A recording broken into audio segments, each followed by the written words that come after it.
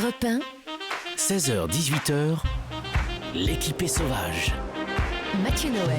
Alors, on regarde Baron Noir, mais pas que. Le saviez-vous, Claudia et Cad, selon une étude de l'université d'Oxford, on perd désormais tous 17 minutes chaque soir à s'engueuler avec son conjoint pour savoir ce qu'on va regarder sur MyCanal ou sur Netflix. Heureusement, Dieu a créé Eva Rock et sa rubrique 17 minutes de gagné. Eva, qu'est-ce qu'on regarde ce On est soir ? vendredi, donc double conseil pour ce week-end avec une nouvelle série d'abord qui sera programmée désormais le samedi soir sur M6 qui s'appelle Dr Harrow. Alors le Dr Harrow en question, il est médecin légiste à Brisbane en Australie et la policière qui bosse avec lui le définit comme ça.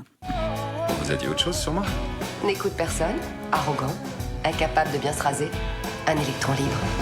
Voilà, il est Dr Harrow, il est pas très commode, mais enfin bon, il aime son métier, il est dévoué et puis surtout, il est très beau. Voilà, donc voilà. le premier épisode, et en moins de 7 minutes de ce premier épisode, on a compris qu'il était divorcé, que sa fille se droguait, qu'il démissionnait de son poste pour partir à Bora Bora à bord de son C'est voilier. américain, ça, non ? Voilà, mais que tout ça devait pas être très très sérieux parce que sinon, s'il s'en va à Bora Bora, la série elle s'arrête là. Donc, c'est un vrai. peu nul. Bien Donc vu, non, Eva. il doit y avoir un truc.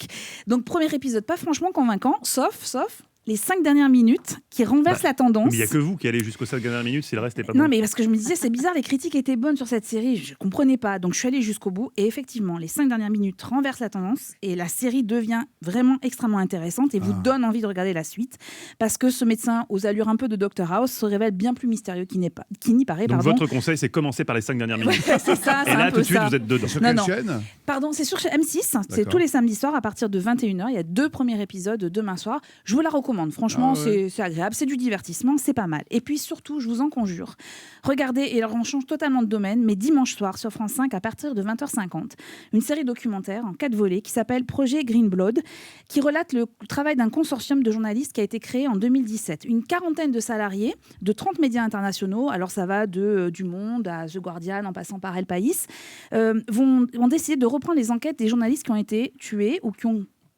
qui sont empêchés de poursuivre leur travail après des intimidations physiques et judiciaires. Tous bossaient sur des scandales environnementaux qui concernaient l'industrie minière. Alors c'est notamment au Guatemala, en Inde et en Tanzanie, et partout c'est la même histoire. C'est-à-dire qu'au nom du profit de grandes multinationales et avec la complicité des autorités publiques, il y a des populations qui sont menacées, qui sont empoisonnées et l'environnement qui est détruit. Le documentaire est absolument remarquable par sa réalisation et la qualité du récit, au point que parfois on se croirait dans un roman de John le Carré, sauf que c'est la réalité et qu'il faut la regarder. Ne manquez pas cette série documentaire. C'est à voir sur France 5 à 20h50. C'est noté, Eva. On a tout noté dans nos petits calepins, si tant est qu'on utilise encore des calepins. 17 minutes de gagné, c'était Eva Rock.